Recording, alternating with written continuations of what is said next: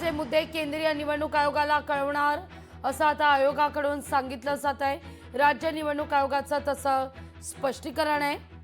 40 मिनिटांहून अधिक काळ झालेला आहे, अद्यापही बैठक सुरू आहे शिष्टमंडळासमवेत राज्य निवडणूक आयोगाची। विरोधकांचे मुद्दे केंद्रीय निवडणूक आयोगाला कळवले जातील असं आता सांगण्यात आलेलं आहे।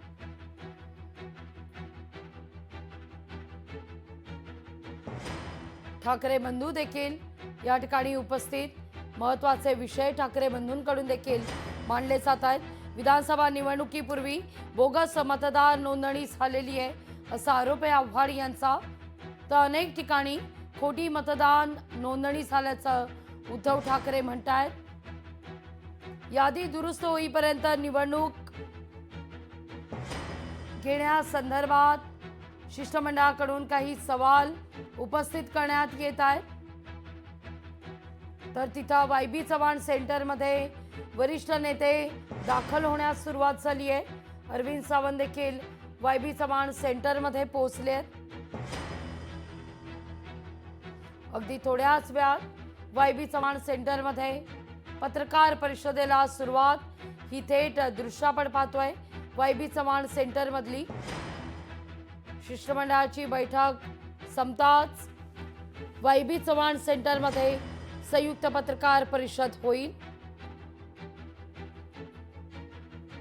जवळपास पाऊण तासाहून अधिक काळ उलटलेला आहे। अद्यापही शिष्टमंडळ आणि राज्य मुख्य निवडणूक आयोग अर्थात चोकलिंगम यांची बैठक सुरू आहे, चर्चा सुरू आहे। आणि आता या चर्चेनंतर संयुक्त पत्रकार परिषद देखील या शिष्टमंडळाची पार पडेल। वायबी चव्हाण सेंटरमधली ही दृश्य आपण या क्षणी पाहतोय। याच ठिकाणी ही पत्रकार परिषद पार पडणार आहे। अनेक महत्त्वाचे मुद्दे शिष्टमंडळाकडून उपस्थित करण्यात आले आहेत। राज ठाकरे यांच्याकडून जर मतदार यादीत इतका गोंधळ असेल तर निवडणुका कशा काय घेणार आहात, काय तुमची तयारी आहे, अशी विचारणा करण्यात आलेली आहे। तर तिथं वारंवार हरकती यावर नोंदवल्या जातात पण कुणी गांभीर्यानं घेत नाही असं म्हणतायत शशिकांत शिंदे। जयंत पाटील यांनी या सगळ्या संदर्भात वारंवार पत्रव्यवहार केलेला आहे पण पत्र आपल्याला मिळालंच नाही असं सांगितलं जातं। आपल्याकडे याचे पुरावे असल्याचं देखील जयंत पाटलांनी म्हटलेलं आहे। तर जितेंद्र आव्हाड यांनी एकाच घरात, ज्या ठिकाणी घरही खरं तर अस्तित्वात नसतं पण अशा ठिकाणी अनेक मतदार असतात असं देखील म्हटलेलं आहे। अधिक माहिती घेऊया आपल्या प्रतिनिधी भाग्यश्री प्रधान आचार्य यांच्याकडून। भाग्यश्री, ही दृश्य आपण पाहतोय वायबी चव्हाण सेंटरमध्ये अनेक वरिष्ठ नेते दाखल होण्यास सुरुवात। नक्कीच लागवी आपण बघतोय की आधीच संजय राऊत जे आहेत ते इथे पोहोचलेले होते। त्यांनी सगळी पाहणी देखील केली। पत्रकार परिषदेच्या जे माईक आहेत व्यवस्थित काढतात, बोर्ड व्यवस्थित लावलेत का या संदर्भातली सगळी पाहणी त्यांनी केली। याचबरोबर मनसे कडनं बाळा नांदगावकर असतील, अविनाश अभ्यंकर असतील, ते देखील इथे दाखल झालेले आहेत। ते अरविंद सावंत देखील इथे दाखल झालेले पाहायला मिळत आहेत। आणि या व्यतिरिक्त जो बोर्ड लावलेला आहे तो देखील महाविकास आघाडीच्या सहयोगी पक्षांची संयुक्त पत्रकार परिषद अशा आशयाचा हा बोर्ड लावलेला आहे। सहयोगी पक्षांची संयुक्त म्हणजेच सहयोगी पक्ष असा मनसेचा उल्लेख केलेला पाहायला मिळतोय। त्याचबरोबर निवडणूक आयोगाची जबाबदारी निवडणूक प्रक्रिया पारदर्शकपणे पार पाडण्याची अशा पद्धतीचा आशय देखील या बोर्डवर लिहिलेला पाहायला मिळतो। आपण जर आता बघितलं तर नेत्यांबरोबर विविध कार्यकर्ते जे आहेत ते देखील विविध पक्षांचे मोठ्या प्रमाणात दाखल झालेले पाहायला मिळतात। खाली वायबी चव्हाण सेंटरच्या खालीचा जो एरिया आहे तो देखील कार्यकर्त्यांनी गजबजलेला पाहायला मिळतोय। एकंदरीतच ही खरं तर पत्रकार परिषद आहे, मात्र या पत्रकार परिषदेला एका छोटेखानी सभेचं रूप जे आहे ते आलेलं पाहायला मिळत आहे। आणि आता सध्या सगळी तयारी जी आहे ती झालेली आहे। सगळे जे नेते आहेत ते कधी इथे येणार हे सगळ्या ह्याची वाट सगळेजण बघतायत आणि कोणत्याही क्षणी सगळे नेते इथे पोहोचतील आणि पत्रकार परिषद सुरू होईल.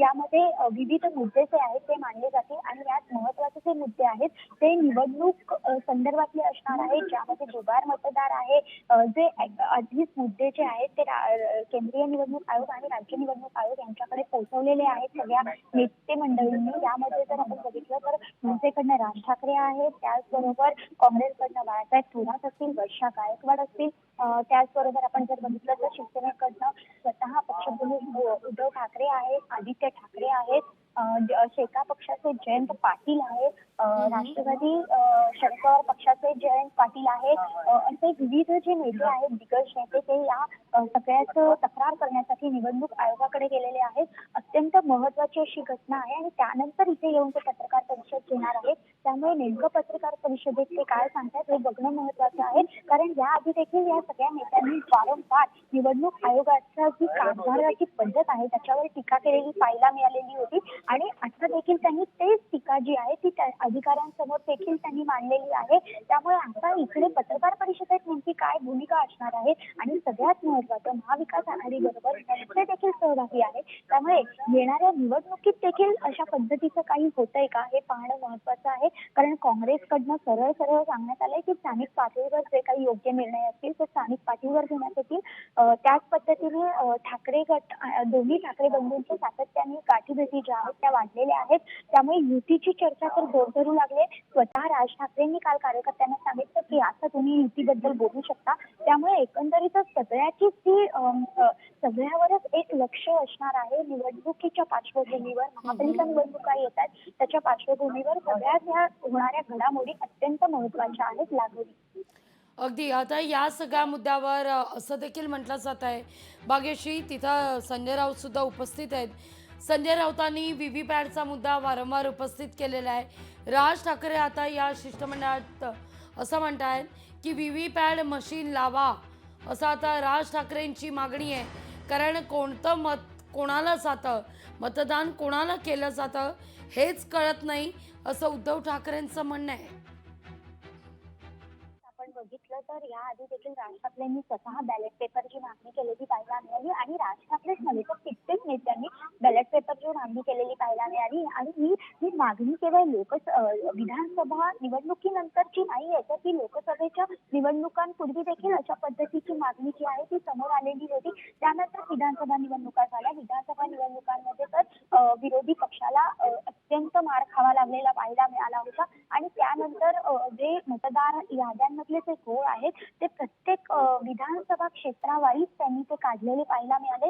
मग एकीकडे रोहित पवार असतील, एकीकडे सुप्रिया सुळे असतील, उद्धव ठाकरे असतील, त्यांचे नेते असतील, त्याचबरोबर राज ठाकरेंचे नेते असतील आणि राज ठाकरे स्वतः असतील, सगळे जण वारंवार ईव्हीएम मध्ये घोटाळा होत असल्याची तक्रार देखील करत होते आणि आता त्यांचं म्हणणं आहे की व्हीव्हीपॅट मशीन देखील लावा, जेणेकरून कोणी कोणाला मत दिले हे तरी निदान समोरच्याला कळलं गेलं पाहिजे, अशा पद्धतीची मागणी केलेली आहे. मात्र ही मागणी आता कितपत ऍक्सेप्ट होते निवडणूक आयोगाकडनं हे बघणं देखील महत्वाचं आहे.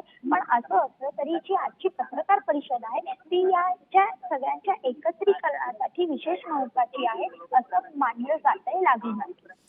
अगदी वारंवार जो खरं तर मुद्दा विरोधकांकडून उपस्थित केला जातोय की व्हीव्हीपॅट मशीन लावा, ही मागणी राज ठाकरे यांनी देखील या ठिकाणी केलेली आहे. मतदान कुणाला जातं हे कळत नाही असं म्हणतायत उद्धव ठाकरे. त्यामुळे मतदान प्रक्रिया जर पारदर्शी करायची असेल तर मात्र यावर आता बॅलेट पेपरचा आधार घ्यावा असं आता म्हटलं जात आहे. बॅलेट पेपर संदर्भात अनेक वेळेला अनेक जणांनी निरीक्षणं नोंदवलेली पाहायला मिळाली. आपण जर एक गोष्ट बघितली तर ज्या वेळेला ईव्हीएम आलं त्यावेळेला तेव्हा काँग्रेस सरकार होतं. काँग्रेस सरकारच्या वेळेला देखील बीजेपी सरकारने त्याला विरोध केलेला पाहायला मिळाला होता आणि आता जर आपण बघतोय तर स्वतः बीजेपी सरकार ईव्हीएम बद्दल अगदी तत्पर असल्याचं पाहायला मिळतंय. मात्र एकीकडे भाजप सरकार विरोध देखील केलेला होता आणि आता त्यांना ते ईव्हीएम मशीन आपलं वाटतंय अशा पद्धतीची टीका देखील भाजपवर होताना पाहायला मिळाली. असं असलं तरी आता पुन्हा एकदा विरोधी पक्ष जे आहेत ते ईव्हीएम नको यासाठी एकवटलेले पाहायला मिळतात. त्यामुळे आता बॅलेट पेपरचा वापर होणार का, या संदर्भात सरकार काही विचार करणार का, हे सगळं बघणं यानंतर महत्त्वाचं ठरणार आहे. अगदी. याचं एक महत्त्वाचं कारण आणखीन असं आहे की राहुल गांधी देखील त्याच्यावर वारंवार बोलताना पाहायला मिळतात आणि ते सुद्धा उदाहरणासह लागू. अगदी व्हीव्हीपॅटच्या मुद्द्यावर ठाकरे बंधू आग्रही असल्याचं कळत आहे. तर तिथं हालचाली सुद्धा सुरू झालेल्या आहेत दालनाबाहेर. भाग्यश्री, तुम्ही अशाच आमच्या समवेत जोडल्या राहा.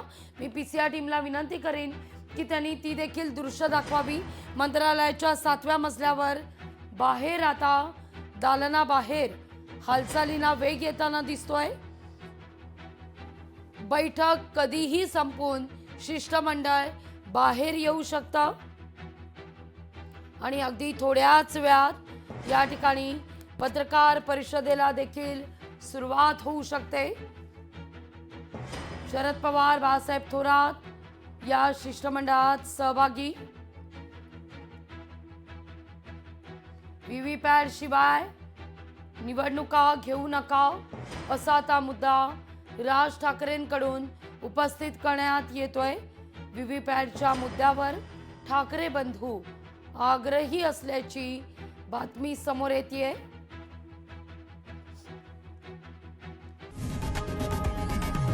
लोकशाही मराठी ऐका, पहा, जागरूक रहा.